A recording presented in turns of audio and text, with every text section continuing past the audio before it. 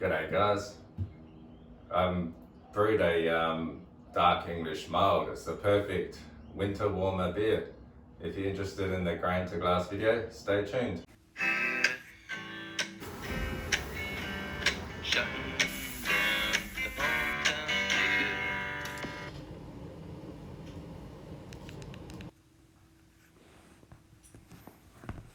Just pour my dark English mild. Just pouring it now. It's coming out of the tap pretty nicely. It's not too carbonated, but it is quite carbonated enough that I've got a nice head coming here. Oh, look at that. It's a nice colour.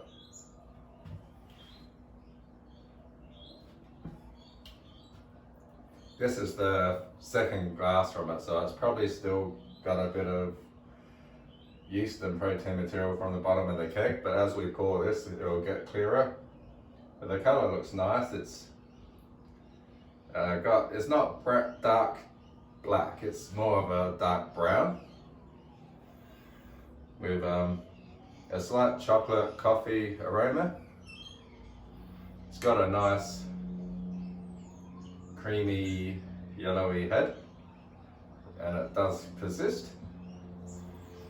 Yeah, I'm getting slight coffee, chocolate notes.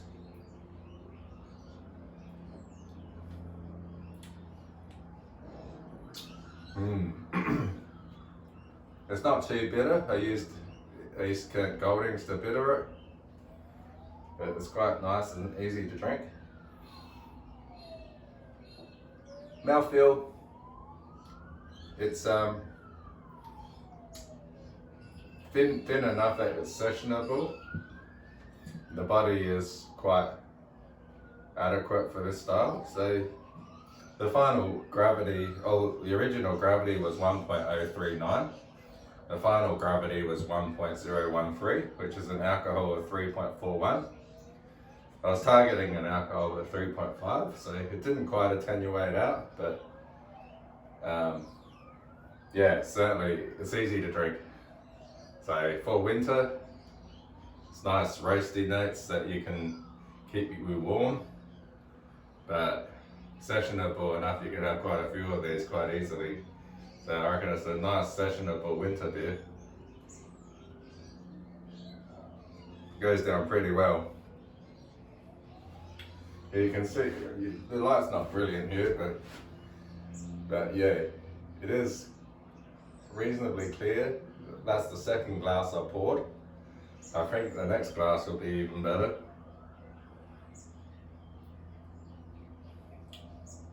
But yeah, it's got a slight after bitterness, not too after bitter.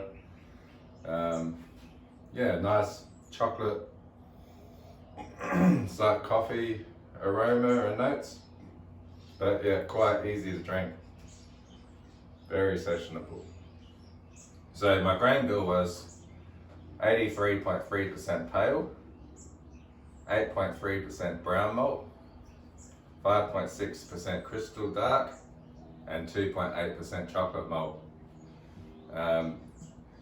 The final gravity, the original gravity was 1.035. That's what I was targeting, but I actually got 1.039. So yeah, I probably didn't quite add enough sparge or mash water, so I didn't quite get the full volume, but if I did, then it would have been pretty much more on target. The BU we're looking at for this is 15.6 EBCs. I use East Kent Goldings for that, and the colour target was 36, so yeah, not too dark. I adjusted the salts with calcium chloride and gypsum, and I fermented this with SO4 from Fermentus. And I fermented quite nice, and the yeast dropped out really well. I used yeast nutrient and well flock as well. So I'm quite happy with this. And yeah, as we're going along, I've got the brew day video, so stay tuned for that.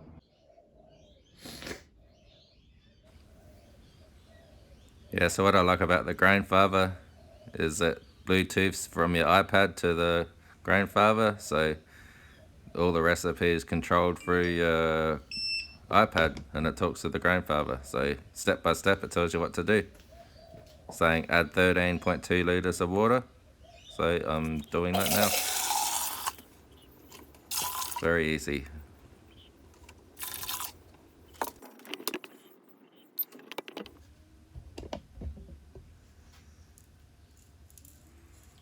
Alright, I'm adding in my salts now. Just put them in the mash water. I've sped up this grain milling, otherwise it'll just start pulling. I'm milling the grain. And that's my crush. Putting in the grain basket now.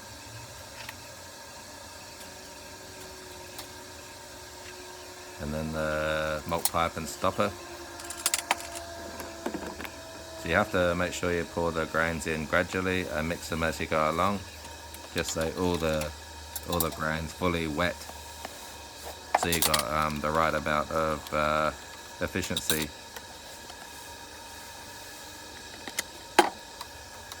Yep, stirring and mixing, make sure it's all wet.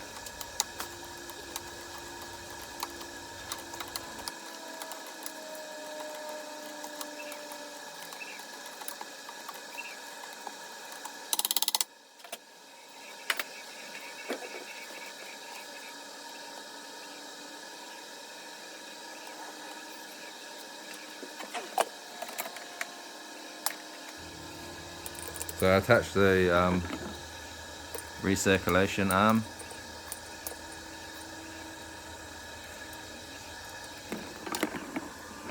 And then push set, and that starts the timer.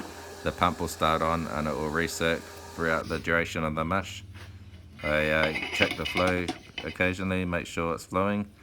And I noticed that the flow wasn't as good as usual, and I realized that the on the valve it's got the safety system that had blocked up with a bit of grain material, so I had to remove the spring and the ball bearing and give it a clean. It's the first time that's happened to me. And then it's in the boil here, so I need to stir that in, otherwise that'll overflow.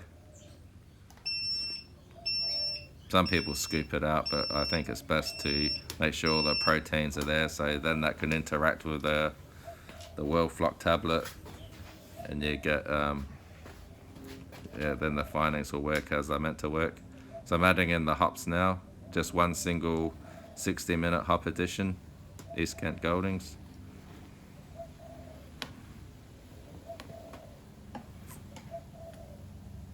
And then after the 60-minute boil, I whirlpool, and then using the chiller, I chill it to my fermenter.